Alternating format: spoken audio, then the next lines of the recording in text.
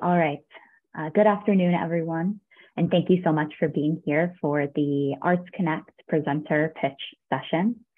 My name is Sarah Lewis. I use she and her pronouns, and I'm the Program Director, Performing Arts and Accessibility Coordinator at Mid-Atlantic Arts. I use she and her pronouns, and I'm a white woman with very short brown hair. And today I'm wearing a black crew neck sweater, and my background is blurred out. I'm zooming in today from my home located on land known as Baltimore, Maryland.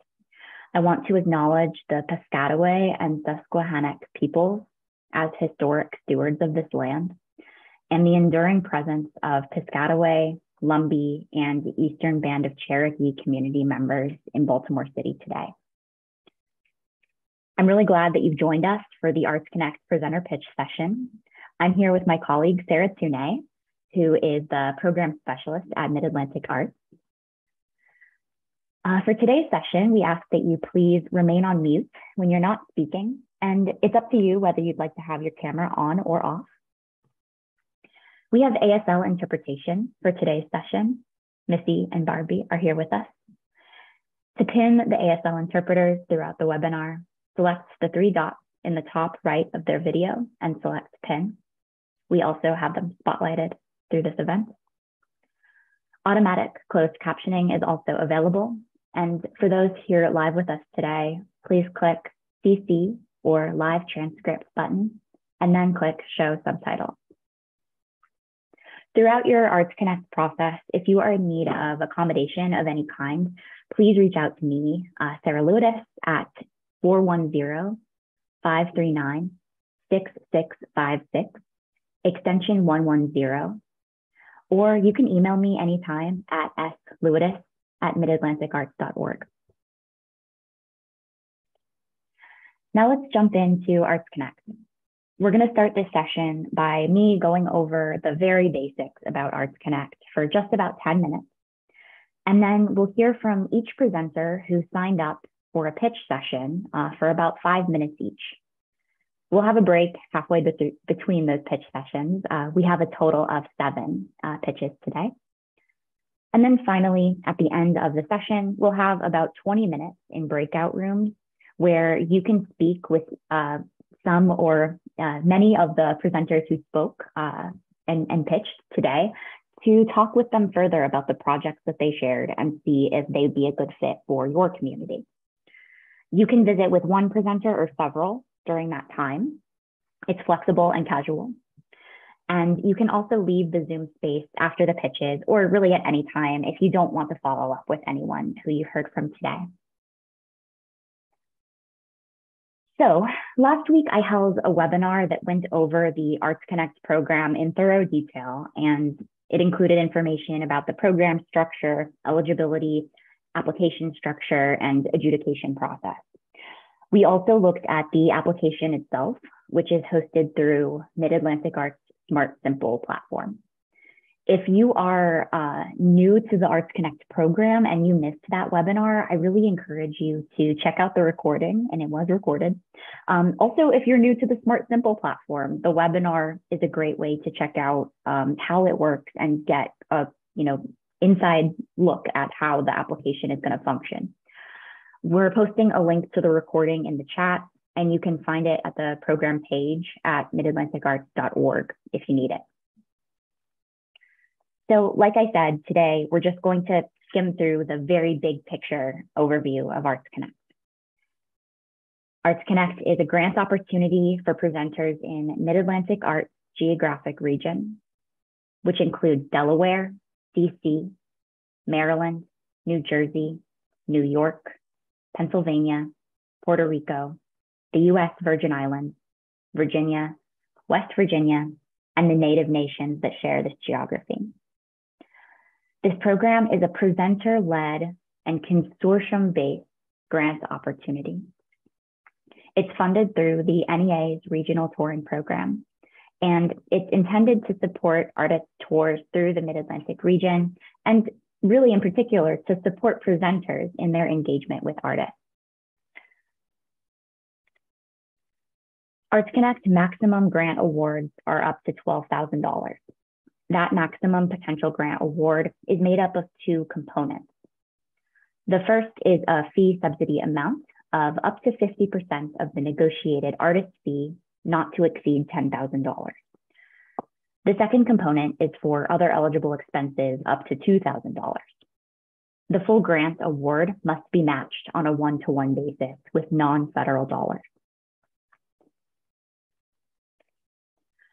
As I mentioned earlier, ArtsConnect is a consortium-based program, which means that a minimum of 2 presenters must partner from 2 or more of the Mid-Atlantic region, states, or jurisdictions to present the same artist or company within the project period. We'll talk about artist requirements on the next slide. One presenter should be designated the lead presenter, meaning they'll be collecting some additional information from the artist, including a bio, a description of the work to be performed, and work samples. But that lead presenter does not serve as a fiscal conduit. Grants are awarded individually.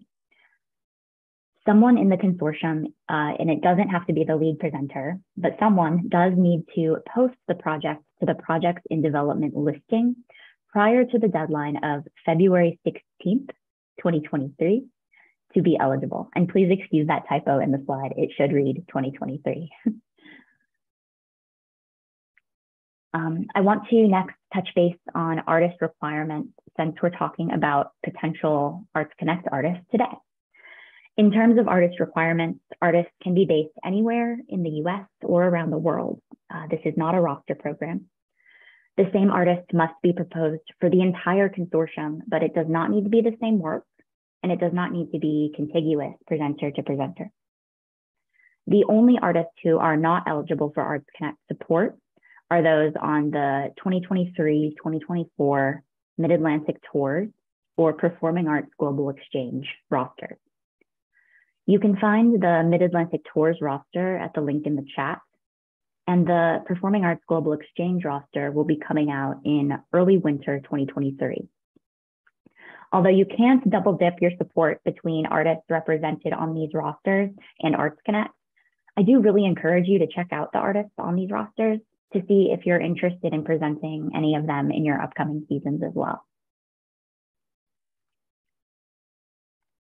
Finally, here are the important dates for ArtsConnect. The last day to submit your projects in development listing, as I mentioned, is February 16th, 2023. The application deadline is March 2nd, 2023.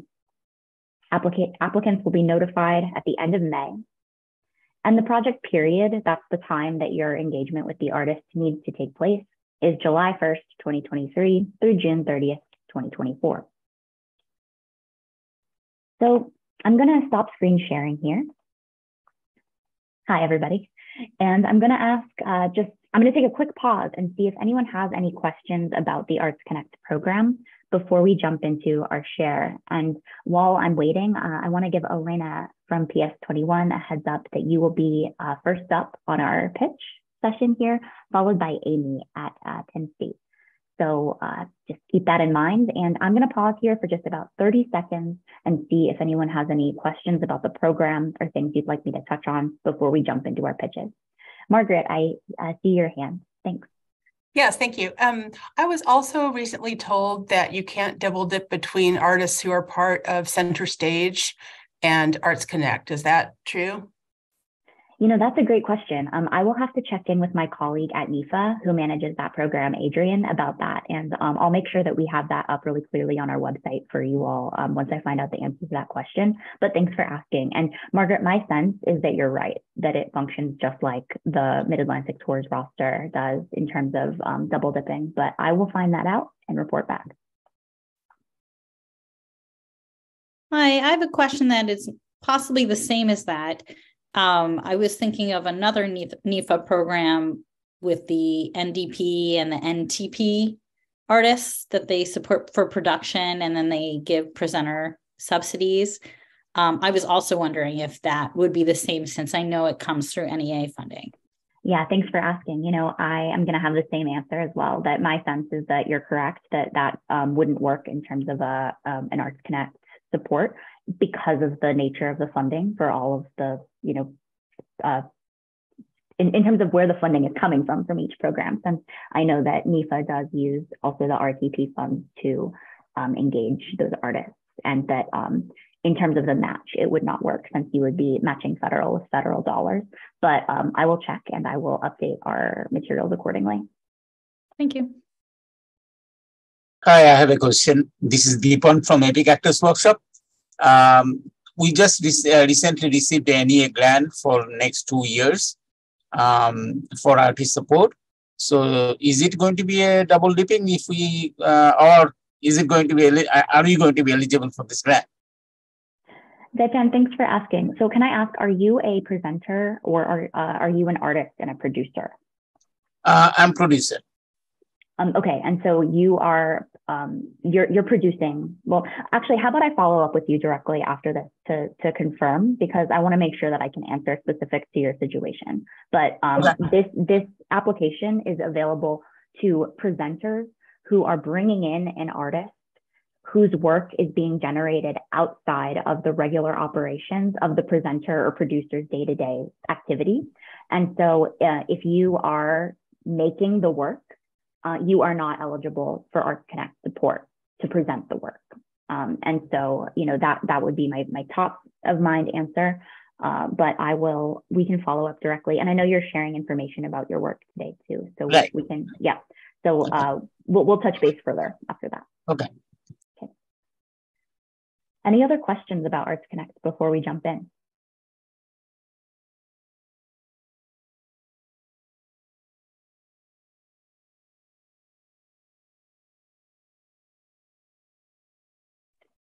Great. So Elena, are you here with us in the Zoom room? Yes. Hi. Hi, everyone. Everybody I know and the new wonderful colleagues. Great to see everybody. Thanks for organizing this, Sarah and colleagues. It's been incredibly productive for many of us presenters in the past, especially during the pandemic. I will speak about a couple of projects which I put in the chat. In Circus, one of the projects, Basinga, you already have in the outline in the Google Doc, and with a lot of details and information. But I think I wanted to speak more broadly about what we do at PS21. There are several international companies in circus and street arts that we are considering for next summer. International contemporary circus, concept-based circus/theater is very much part of our programmatic vision, focus, and an important focus of our Pathways program, Pathways, which is a community engagement and education program. It's an entirely parallel stream of programming that we create alongside what we do on our main stage, which is a pavilion theater. Both, all of the projects that I've put in the chat, one of them is going to be in August. We definitely are pursuing it. It's a group of Guinean acrobats. We are bringing them in August. They've received a little bit of government funding on their side, and also we received a little bit of funding. So we are definitely committed to this project if any of you are programming in August. And then 3 other projects I put in the chat are meant to be in July. I put video links if you would like to at one point copy and then review them. We are a very small organization, only 3 years old. Our budget is about 900,000 a year. And if it were not for partnerships, we would not be able to do any of our work. And this is why it's so particularly especially important for us to get to know other presenters. We are in a semi-open air pavilion theater. In the summer, it's a state-of-the-art theater, geothermal, which allowed us to never stop programming even during the pandemic. And as early as 2020, we put together a full-scale season over the months of July, August, and September, one of the highlights of which was a project that was funded in part by Mid-Atlantic ArtsCONNECT, Alarmable Sounds, 10,000 Birds, that PS21 presented as a New York State premiere.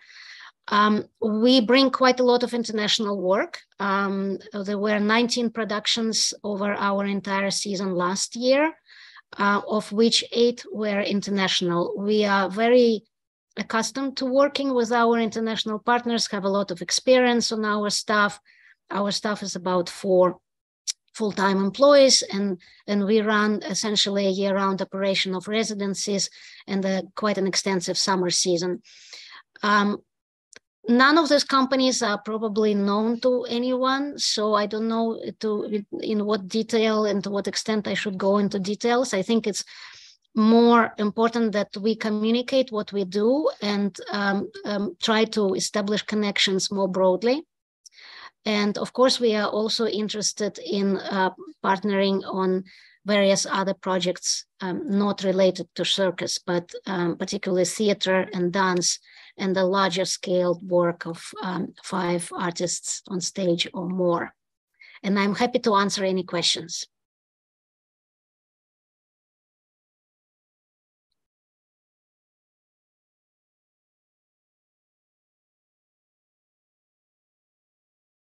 Thanks so much, Elena. Really appreciate you being here and sharing. And yes, please do follow up with Elena. If you want to put your email in the chat so that people can be in touch with you. And we'll also have a breakout room session after this where you can speak with Elena about any of the projects. And I also wanted to mention that we are very much connected to New York City. We are in the Hudson Valley with 3 airports, one recent international flight out of Stewart Airport, that the airline, which helps us a lot because this way we can also bring international performers at a much lower cost of travel, and it gives us a lot more flexibility, the proximity to New York City, and also routing if there are presenters also in New York and then they're traveling elsewhere. I'll put all of my contacts in the chat, and we'll be very happy to connect with anybody who wish to be getting to know more of what we do, and vice versa. Great. Thanks, Elena. Next up will be Amy, and on deck will be Margaret, just so you know. Amy, are you here with us? I sure am. All right. Do you see? Hi, Sarah. I had sent a slideshow. If you want to tee that up, that would be super great. Thanks. Absolutely.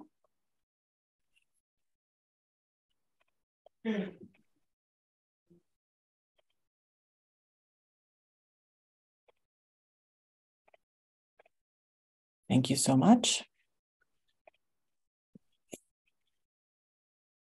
All right, you should be good to go there. Thank you so much. Hello, everyone. I'm Amy Dupain-Vashaw. I'm the Director of Audience and Program Development at the Center for the Performing Arts at Penn State University, located right in the geographic center of Pennsylvania.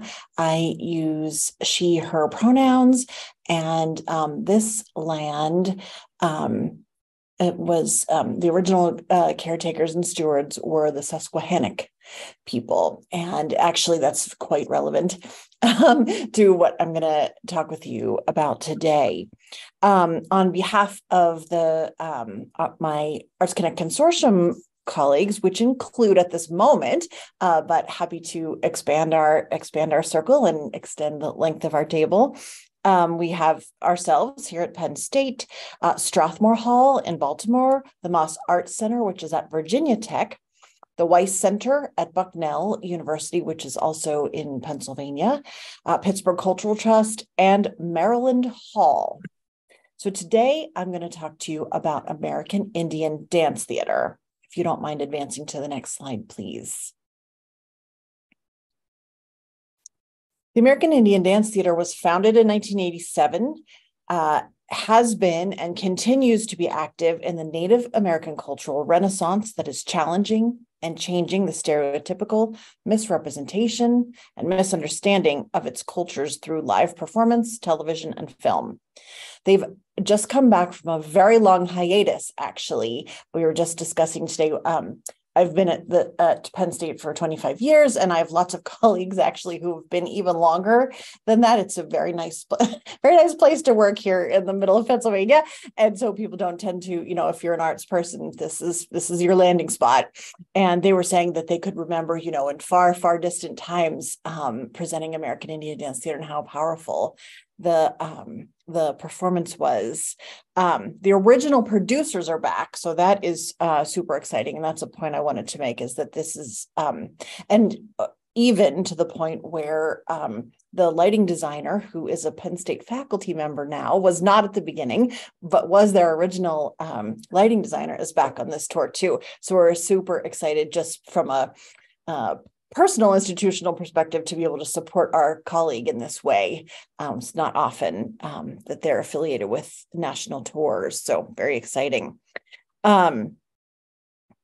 So the company, the original producers are back, along with 10 of the dancers from the company's earlier history, and several new to the company as well. The company comprises members of many tribes from across the United States, as well as Canada, several generations, with artists ranging from the early 20s to the early 60s. So next slide, please, if you would. The work they will be touring is called Mother Earth, A Healing. It's a narrative, and it's in 2 acts. It's an evening length work. It will comprise your time with in performance with the American Indian Dance Theater. It tells the story of a representative tribe, an unnamed. It's not about a specific tribe. It's a representative tribe dealing with the effects of human-centered climate change and confronting it through their faith, action, art, and culture. The second act comprises a ceremony of healing through ritual, repetition, and spirituality. The company also offers a variety of engagement activities.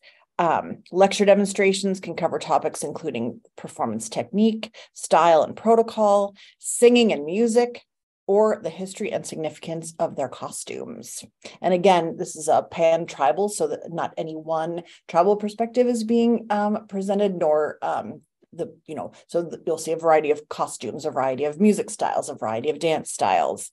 So lecture demonstrations available on all of that. School time matinees, which several of us in the consortium are availing ourselves of, and meet and greets, Q&As, pre-performance discussions to set some context. All of those are available. Next slide, if you would, please. And just look at the amazing images they already have for the tour too, which is already, we as presenters know what a major plus and bonus that is. So as I mentioned earlier, I just want to be very explicit. These are the members of the consortium, ourselves at Penn State, Maryland Hall, which is appropriately enough in Maryland, the Moss Arts Center at Virginia Tech, which represents Virginia, Pittsburgh Cultural Trust, also in Pennsylvania, Strathmore Hall in Baltimore, Maryland, and then the Weiss Center at Bucknell University, Pennsylvania. So we have a three-state consortium going there. And the last slide. So if you want to take a picture of this slide, and I'm also happy to drop my contact information in the chat, that's no problem. Just to note that, Sarah noted that the tour does not have to be contiguous, and there will be fall and spring legs of this tour. Some of us in the consortium are focused on recognizing Indigenous Peoples Heritage Month. And then some of us are focusing on Earth Day and the kind of environmental activity that happens in the late spring. So both are available. I just talked with Sarah Barish at IMG. There are still dates on the tour available, but it is filling up. And they've been so pleased with the robust response from presenters to the tour. So again, happy to answer any questions when we go into the breakout room. I'll put my email address in the chat, but if you want to take a snap of that, you can as well. Thanks, Sarah. Great. Thanks so much, Amy. Appreciate you sharing that. And again, please do join Amy in the breakout room after we're wrapped up here if you want to check in further about that work. And now, Margaret from Moss Arts Center, can I invite you up? Here I am. Great. I'm here. And if you can go ahead and start the slideshow. I'm Margaret Lawrence. I'm the Director of Programming at the Moss Arts Center at Virginia Tech, which is in Blacksburg, Virginia, down in Southwest Virginia, traditional home of the Tutelo and Monacan peoples. Is it actually showing yet? I can't see. Okay, there you go. So the first project I wanted to speak about just for 5 minutes is called Small Island Big Song. And some folks remember this because actually Penn State presented this project last season. This is a really stunning global music and visuals performance. And it is taking a look at climate change from the perspective of actually some of the indigenous people who are most affected by it. And that is the nations of New Zealand, Taiwan, Australia, Madagascar, Solomon Islands, Mauritius, Marshall Islands, Papua New Guinea, and Tahiti. So the goal of this tour is to really inspire students, faculty, artists, communities, audiences to take action by raising their awareness about climate change and the way these artists are facing those challenges in their own communities. It's a chance for to hear those who sing for the seas. So what you see on stage here is a group of musicians from many of those countries and some of this fantastic footage. This is video of the artists' homelands. The footage was collected during a 3-year film trip across 16 countries.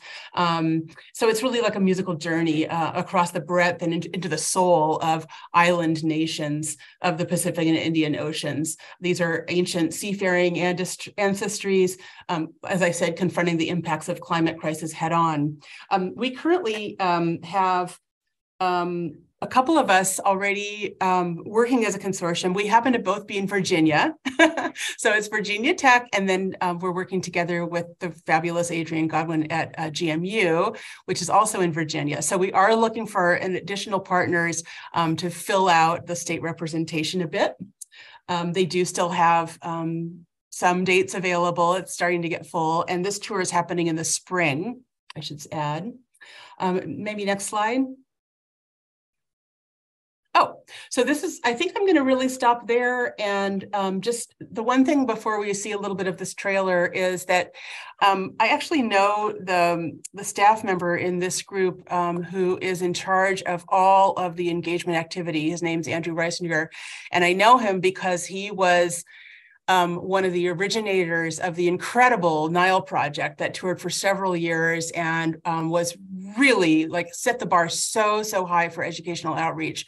And so we're super excited to work with him. I'm excited to work with him again. He's a total genius. He's amazing. And you can always ask Amy Vashaw, somebody who's already presented this project. Why don't we see this clip? And I'm going to ask you to play it from the beginning, but then very quickly move into the middle of it, if you would.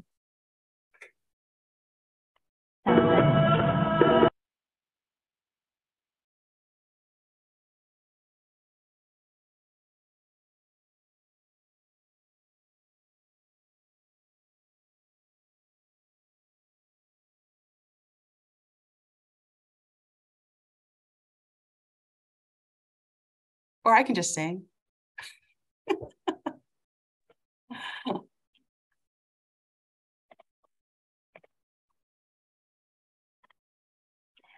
My apologies. Were we not seeing the content there? No. I was enjoying it, but apparently no one else was. Sorry about that. You have to also hit, I think you have to hit share sound. Yeah, I did all that. So yeah. Let's see if this works this time.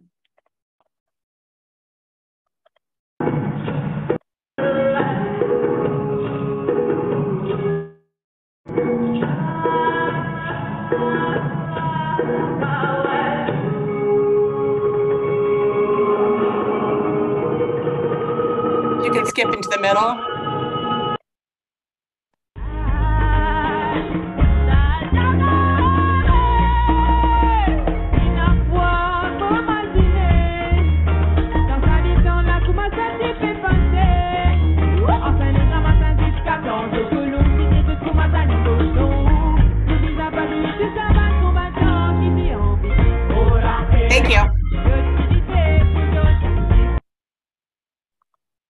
Sarah is like redefining multitasking today. No, we did another one of these yesterday, and I nailed all the screen shares, Okay. but I guess I am off my game today. Thanks for your patience, everybody. Margaret, do you want to jump into your second share here, and I can get and I'm just going to put in the chat the contact for this, if that's okay, before I stop. Absolutely. Okay, that's in the chat now. Bill Marquardt. Okay, and the second presentation is a really exciting one. So far, we are the only ones in Mid-Atlantic presenting this, but I would love to find a partner outside of Virginia because it is really a special theatrical piece. This is a piece called The Book of, I'm sorry that I left the moss on there. I was working too fast. That's my own slideshow. The Book of Life. As you can see, we are presenting it September 27th. This is a play featuring and produced in Rwanda that is co-produced with a Canadian company called Volcano. It played at Edinburgh super successfully, and they're now raising the Canadian government funding, which I think they'll get, to help partially subsidize their touring in North America. This woman you're seeing is the main actor. Her name is Kiki Katese. She is a writer and activist from Rwanda, and she joins the stage with 8 female drummers of Rwanda. It is an ensemble called Ingoma Nishia. And this is... when you talk about Rwanda, it's like, oh my gosh, who would ever want to see a theater piece about Rwanda? It's just too much. It's overwhelming. But this is actually incredibly joyous and really, really life-affirming. As you can see behind her is some really beautifully done shadow puppetry. So the play consists of her, a very small set, the 8 drummers flanking her, and then this really extraordinary changing backdrop of the shadow puppetry. It's a deeply moving perspective on life, loss, recovery, and as I said, it's filled with music and hope. Next slide, please. Thank you.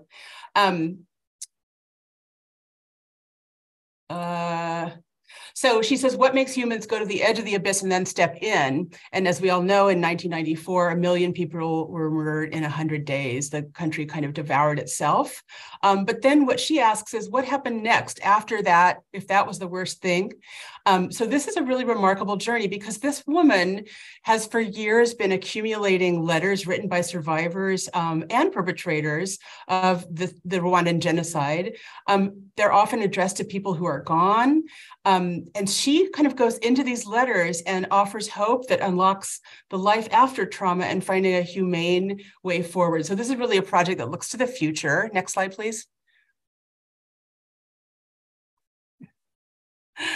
And that is the female group.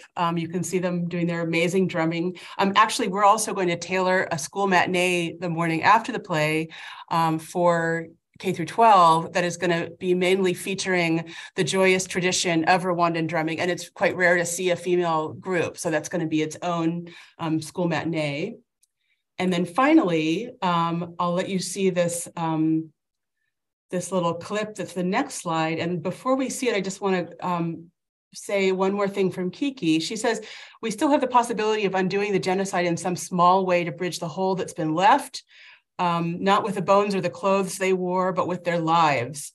So it's how do we undo the undoable? We let them live again. It's a really beautiful play, really remarkable. It's touring all over. It's just that a lot of the touring right now is not in Mid-Atlantic. So we'd love to see a partner. And if you can just show a little bit of that, but great.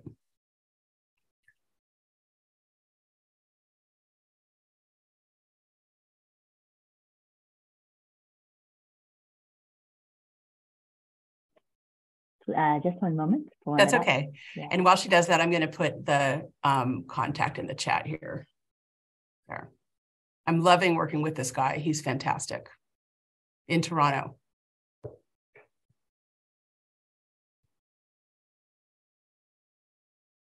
And I think the piece is about 75 minutes total.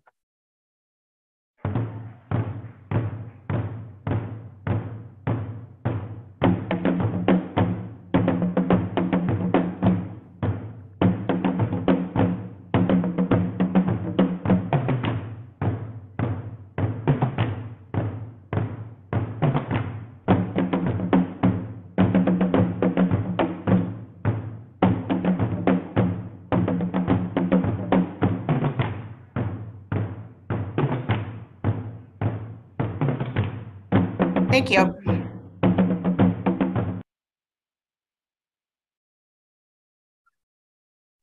Great. Thanks so much, Margaret. Really appreciate you sharing both those projects.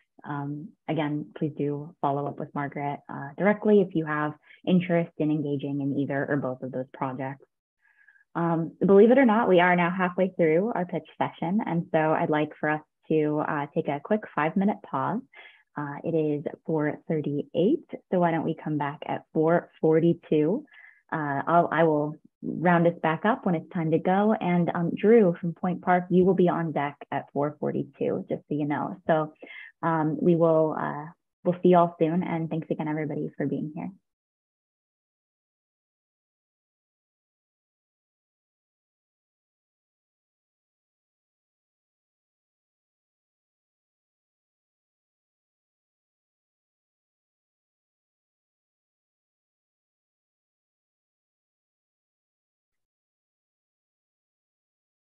All right, so next up we have Drew from Point Park.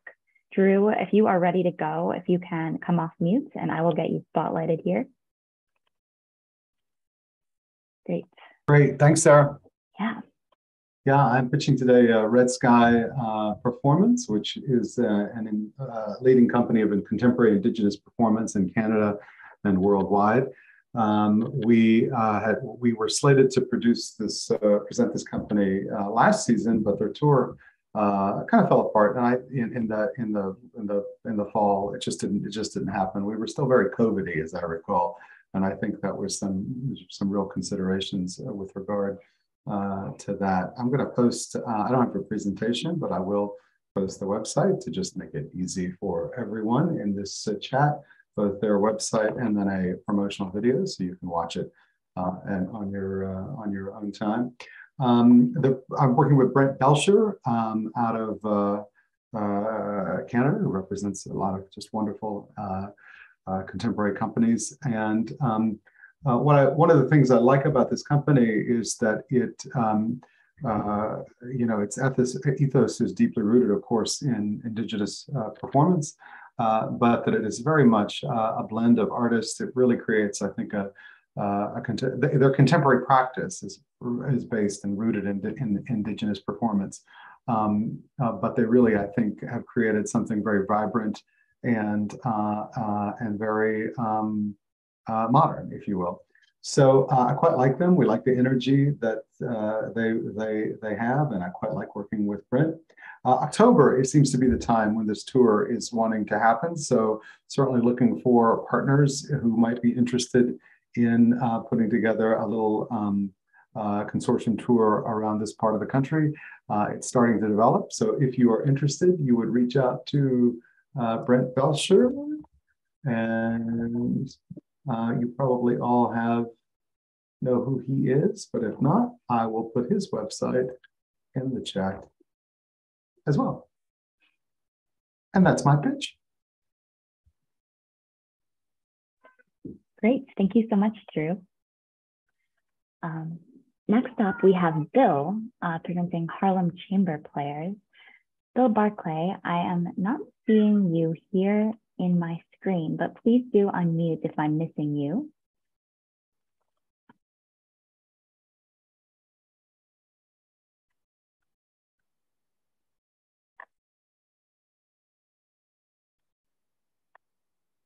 All right, well, we will move on. We do have, let's see, and it looks like we've lost Daipan as well. Daipan and I did check in during the break, and he is not directly eligible to apply for ArtsCONNECT, which I hadn't caught, but it does look like he has jumped off as well. And so with that, perhaps we have wrapped up. I'm going to take a pause here and just make sure that I'm not missing anyone.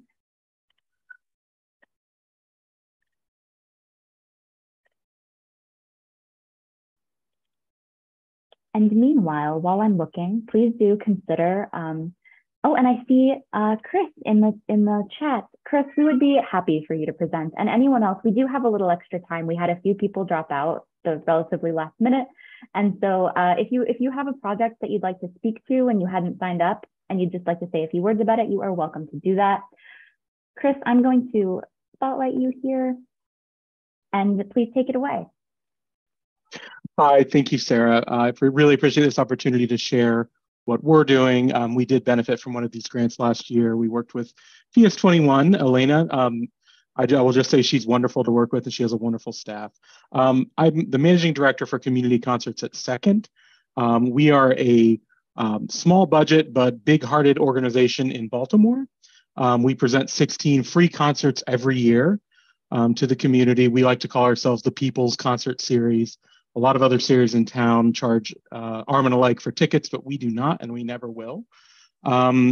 And through the generosity of grants like this, we were able to present some pretty wonderful performers.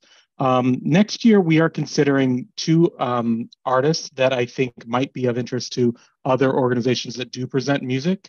First of all, Hub New Music.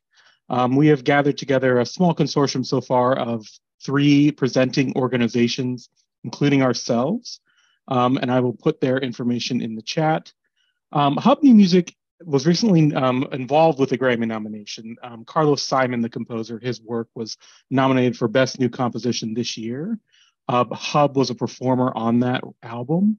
Hub also has been, highly lauded and received a lot of great press attention. They've been called Contemporary Chamber Trailblazers by the Boston Globe. They've been called a nimble quartet of winds and strings. So they're not your standard string quartet. They bring a new sound. And because they are a new ensemble, they have lots of new commissions that they present. Next year, they have commissions by Angelica Negron, more Carlos Simon music, and a lot of other contemporary composers who are very trendy right now, and for good reason. They're excellent. And so Hub New Music is joining us in March of 2024, and I know they're trying to fill out their East Coast tour. They're wonderful to work with. If anyone is involved with universities, Hub New Music also really does a lot of workshops with music students. So for instance, they will do a new music reading with composition faculty and students. They will do master classes. And they are known for doing that in a successful way. And you can see all of that on their website. So I'm going to post that here. So that is the first group we are working with. And I'll go ahead and post our second group as well. Not a group, just a performer. One second.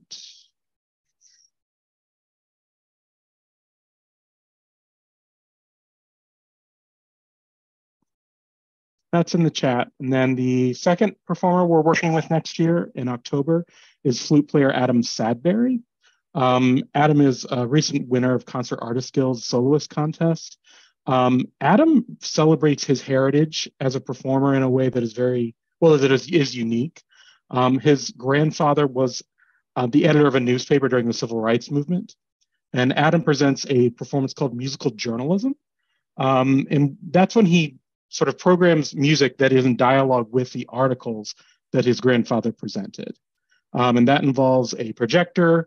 Obviously, he needs an accompanist, but it is really high impact performance that's done on quite a good, cost efficient budget. But Adam is absolutely one of the top flute players in the country. And he's wonderfully charming and a great performer. So I will share his info in the chat as well. And that is all. Well, great. Thanks, Chris, for sharing those with us. Appreciate you jumping in there. And does anyone else who is attending have a project that they, as they've been listening, have been thinking about and would like to share with us before we move into the breakout room? Hey, Sarah, I don't have something to present right now, but I was wondering more about the eligibility of a project, aside from like the double dipping questions that we had earlier. I feel like I know a lot about how this program works from the presenter's side and how you can be eligible there. But when I think about the list of artists I'm looking at to invite, I'm not sure who of that list might be eligible for this versus who would not be. Sure. So aside from those nuanced questions about the federal matching dollars, which are, related to the questions we were asking earlier about those NEFA programs, pretty much any artist that you can imagine working with is eligible, as long as the program requirements are met, which are that there is some kind of public performance. That means a performance that's open to the public. It doesn't have to be free. It can be ticketed. It just needs to be available to everybody. So basically, like, not a school show that is really a targeted audience, but something that's open. Anybody can get a ticket. And then the second piece of that is any other kind of community engagement activity, something that engages the artist with some facet of your community, which could be a school show, or it could be a workshop, or a meal with your community, or it can really run the gamut. And I'm happy to like bounce around ideas too. If you're like not sure if a project feels like it's a good fit, but you want to talk through it, really happy to do that. But in general, that's the guidelines essentially. And just to speak a little bit more to that question that we were addressing earlier, again, I will double check and let everyone on this call know and make sure our guidelines are updated about whether the center stage projects and the NDP touring projects are eligible. But my sense is that where those projects are going to run into trouble is that the matching needs to be matched dollar for dollar with non-federal funds. And so if you're receiving an ArtsCONNECT grant and you're also receiving support through one of those other programs that are also federal dollars, you're not going to be able to make that 50% like dollar for dollar match. I'm guessing, so it's sort of in the guidelines already, but I'll make it much clearer for this year and for the future. So yeah, Debbie, does that answer your question? Yes, it does. Thank you. That's what I thought, but it just felt like, is it really, could it be anybody? But okay, I understand. Thank you. Yeah, sure thing. Are there any other questions or anyone else who'd like to speak before we move into the breakout session?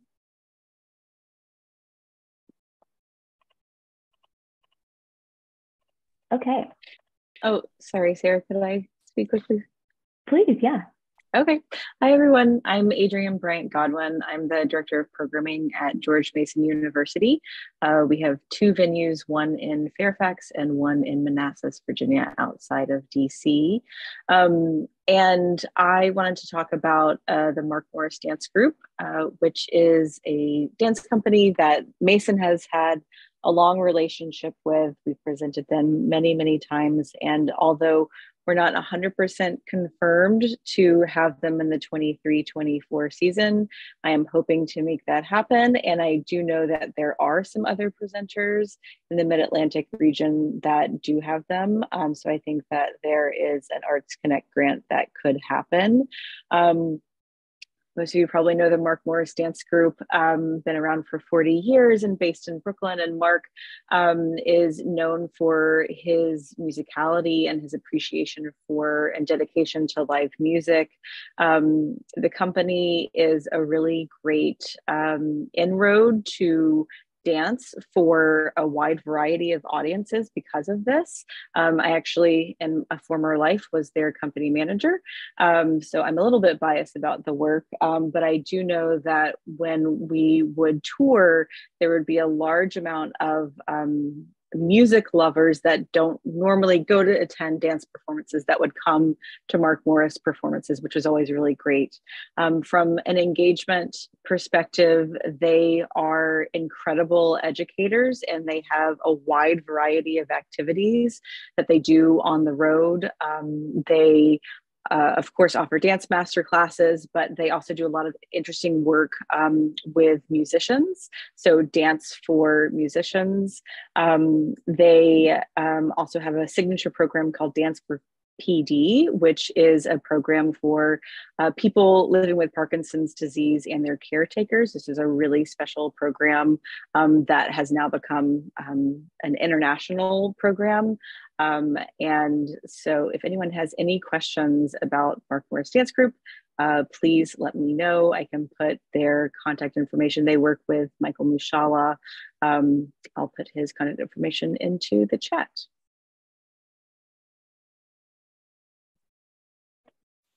And sorry, I should also mention that from a programming perspective, they have a variety of different scopes of programming. So they have larger works that can include a wide variety of different music ensembles of varying size. They have rep programs that they can present. And they also have evening length works, including The Look of Love, and which was recently at the Kennedy Center. I believe that Margaret co-commissioned it, and it is to Burt Bacharach music.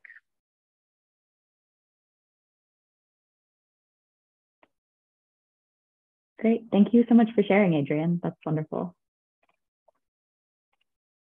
Any other questions or extra pitches before we transition here?